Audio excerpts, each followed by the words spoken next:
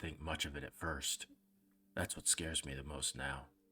It was late evening, close to 7, and I was killing time alone in a 24-hour diner off a two-lane highway, the kind of place that only stays open because truckers need coffee. My partner had errands to run in a nearby town, and I tagged along just for the drive. Instead of sitting in the car, I took my notebook inside and slid into a booth by the window. I was wearing a headscarf that night, not something that usually makes me nervous, but this town was small, even tiny, more steeples and stoplights. I didn't feel unsafe, just aware. I'd been there nearly an hour when a pickup rolled into the space directly outside my booth. Engine stayed on, headlights aimed straight through the glass, washing over the table and my hands as I wrote. I ignored it at first. After several minutes, the lights flared bright. I looked up expecting to see my partner waving from the driver's seat. Wrong truck. The lights dimmed. I went back to my notebook, but the moment stuck with me, like I'd failed some kind of test I didn't know I was taking. A while later, I noticed him. He was standing near the counter, not ordering, not looking at the menu, just facing my direction. When I finally lifted my eyes, he didn't look away. No curiosity, just a flat, heavy stare that felt personal, like I'd offended him by existing. A few seconds had passed, and he turned his back. I told myself it was nothing. My partner was due back any minute. That's when he moved. He crossed the dining area slowly, positioning himself where the half wall cut my view. Close enough that I could still see him out of the corner of my eye, but far enough that I'd have to turn around to know exactly what he was doing. I started packing up quickly and quietly. As soon as I stood, he drifted toward the entryway. Not outside, just in the narrow space between the inner and outer doors, waiting. I threw my trash away, sat back down, checked my phone. No new messages. When I stood again, he was still there. Back turned, head angled just enough to watch me without being obvious. I grabbed my coat and bag, preparing to leave. That's when he stepped outside and positioned himself directly in front of the door. Not blocking it completely, but just enough. I changed direction and walked to the restroom at the back of the building.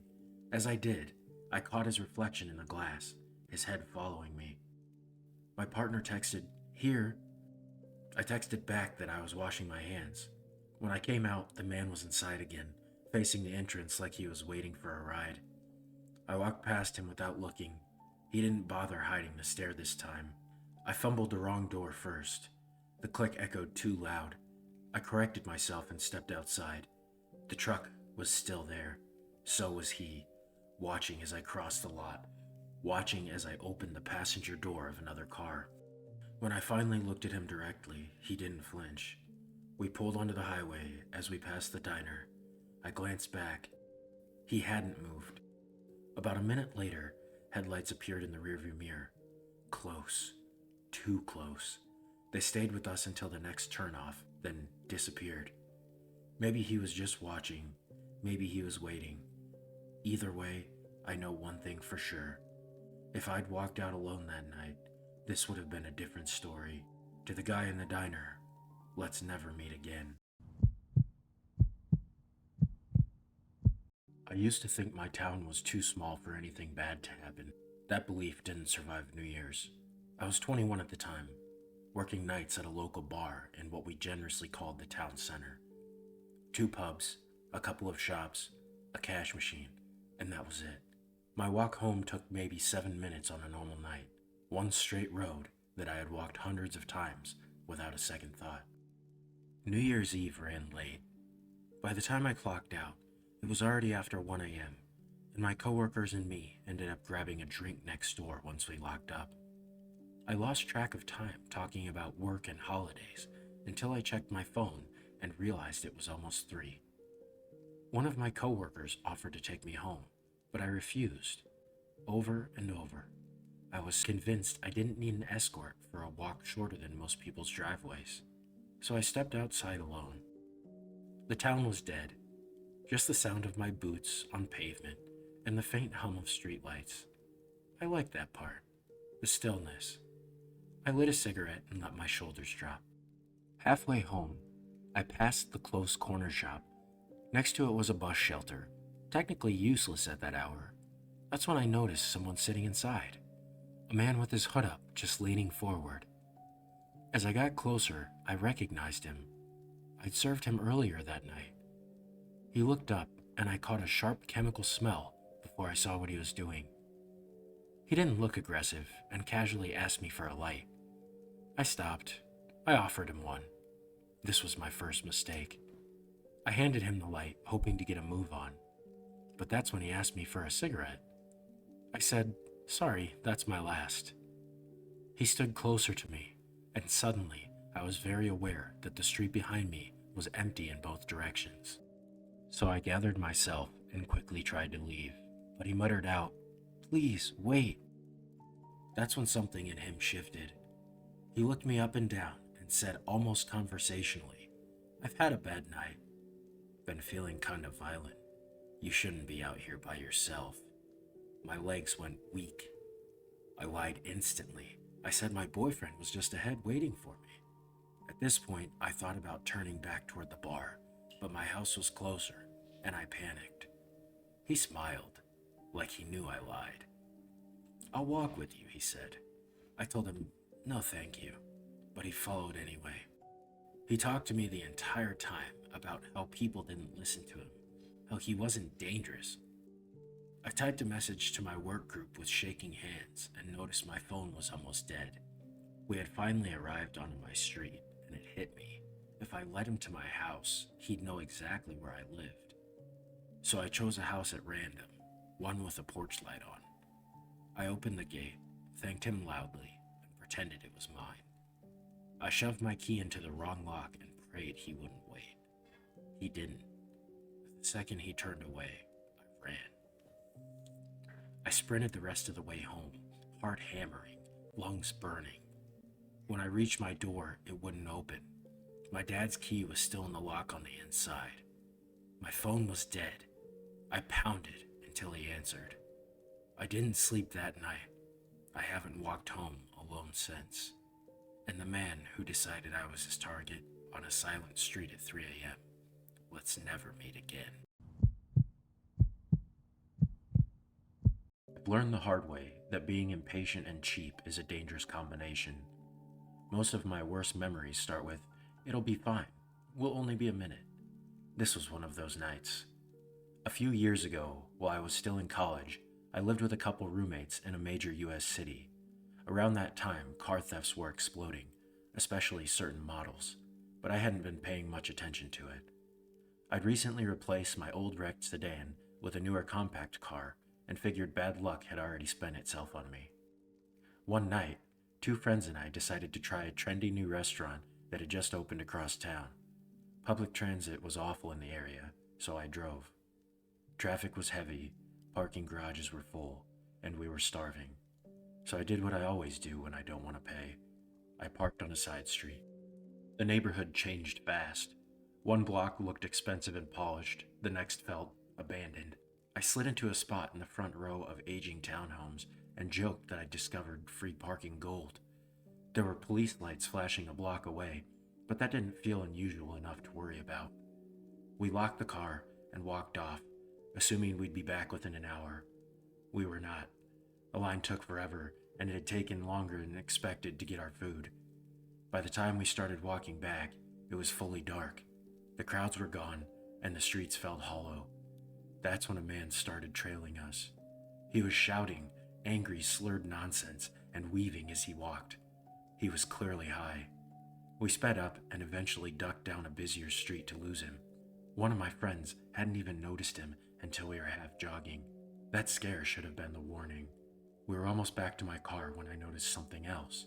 A cyclist. He was young, skinny, and dressed entirely in black. No helmet, no lights. At first, he just passed us. Then he looped around again, and again. It took too long to register what he was doing, circling us, tightening the radius with every pass. This wasn't random. It felt intentional. When we turned onto my street, the lamps were sparse and the buildings looked darker than before. My car came into view, and every joke died instantly. I had my keys out, finger hovering over the unlock button. Then I saw a movement beside the car. Something low. Someone crouched. I hit the lock button and the horn beeped. A large man exploded upright from the passenger side and ran toward a porch, toward another man that was waiting there. At the same moment, the cyclist peeled away and shouted. I don't remember opening the doors, just us getting into my car as fast as humanly possible. I don't remember turning around, only flooring it. I whipped the tightest U-turn of my life while my friends screamed directions that didn't matter. We didn't stop driving for a long time after that. Later, we tried to rationalize what had happened. Car theft? Parts? Maybe just intimidation. Maybe they'd been watching us leave earlier and waited. Maybe it was worse. I checked my car obsessively that night for anything out of the ordinary, but sometimes I still think about how close I was to unlocking my doors. And to whoever was waiting beside my car in the dark, let's never meet again. I walked into a local bar expecting trash talk and cheap beer. Instead, it felt like I walked into something I was never meant to see. I lived in Illinois my entire life, but I grew up a St. Louis baseball fan. Earlier that season, when St. Louis was in town to play the local team, I decided to watch the afternoon game at a neighborhood bar I'd driven past dozens of times but never tried. It was early, maybe 10 minutes before the first pitch, and I was wearing my cap and jersey. The place was nearly empty. There was only one woman behind the bar and an elderly couple sitting far down at the end. All three of them stopped what they were doing and stared at me when I walked in. No greeting, not even a single nod. I figured it was the jersey. Rival team, hostile territory. Fair enough. I grabbed a seat near the biggest TV and waited for the broadcast to start. That's when I realized something felt off. The bartender and the older couple weren't just chatting. They were locked in, leaned toward each other, whispering, barely blinking. After a minute, I walked up to the bar to order food. There were no menus, no napkins, not even condiments. Nothing that suggested food was even served here. And when I glanced behind the bar, my stomach tightened. No bottles, no taps, just shelves packed with random local sports memorabilia, old pendants, faded photos, mismatched trophies. None of it followed any theme. Mixed in were aggressive signs that said things like, not easily offended, leave, now. While I was talking, the old couple turned in their seats and stared straight through me. The bartender told me she'd grab a menu and disappeared into the back for several minutes, long enough that I considered leaving.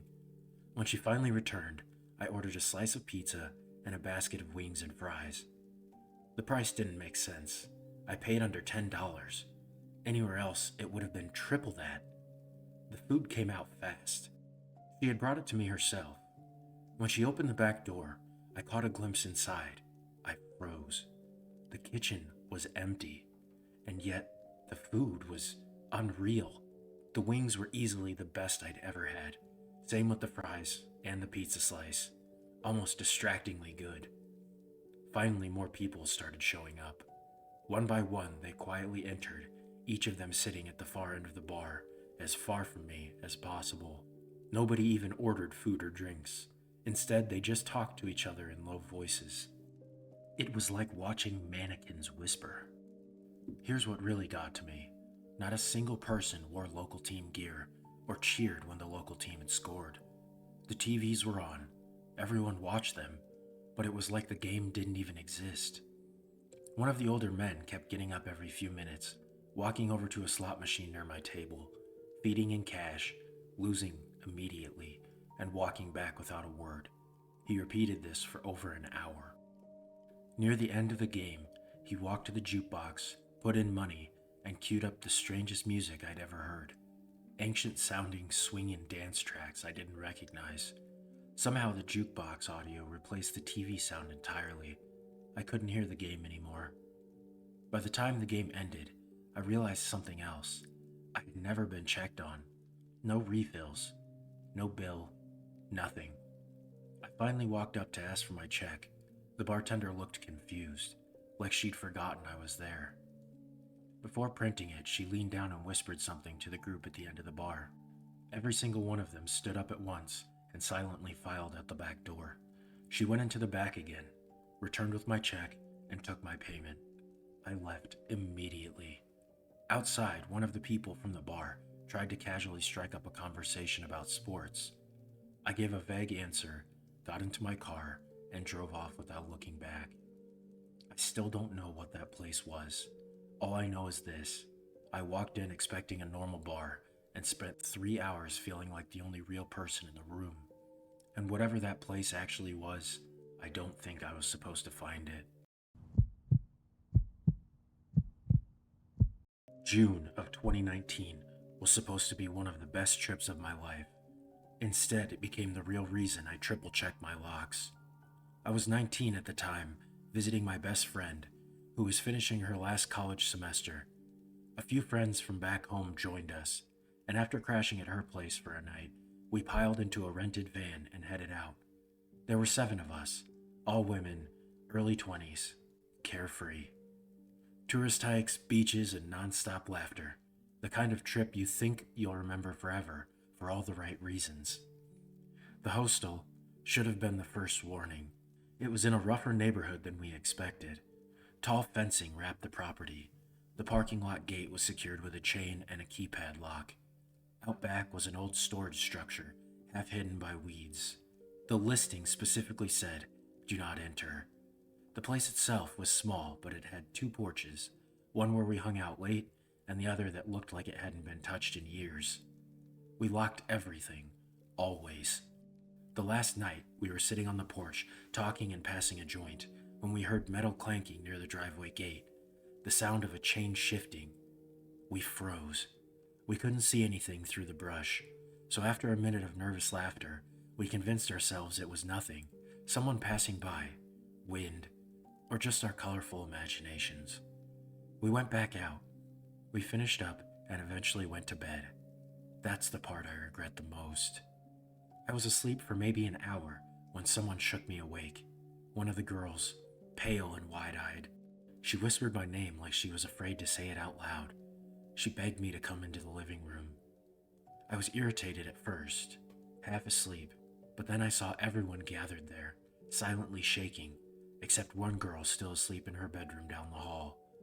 They tried to explain all at once, something about noises, in the bathroom, in the kitchen. I told them too loudly that if they thought someone was inside, call the police. They immediately shushed me, and that's when I heard it. Movement from the kitchen. Something being handled, like dishes being shifted, objects placed down carefully. I didn't hesitate after that. I pulled everyone into my bedroom and woke the last girl up despite her protests. I locked the door and jammed a chair underneath the handle. 2 of us stood guard while the rest sat on the floor, crying, silent, or completely frozen in pure shock. One of my friends was on the phone with 911 and told us how it all started. She had been awake, scrolling on social media, when she heard drawers opening in the bathroom. She thought it was me and called my name. That's when another girl woke up and walked out. She said she heard silverware rattling. At first, they thought it might be an animal, so they shouted from the doorway and banged a bottle against the doorframe. But it didn't stop. That's when they woke me. While we waited for the police, the fear changed and the air was dense and heavy. I kept staring at the window, convinced someone would appear right on the other side. That's when one of the girls leaned toward me and whispered, "Listen." Footsteps. Slow. Intentional. I almost broke. The police finally had arrived. 2 officers, both detached and uninterested, said they had found nothing. They barely even took time to look around, like it wasn't worth their time. They left, and the moment the door closed behind them, we agreed it was time to leave. We packed in silence and drove 6 hours through the dark. No one slept, and when the sun came up, it felt wrong, like the world shouldn't be moving on. For days we replayed it, trying to figure out what had happened, but couldn't ever justify it. The fear had lingered between my friends and me, and for months after, I couldn't sleep without checking every door and window 3 times. I don't know who was in that house, but I know one thing. Whatever or whoever was moving through our things that night, they knew we were there.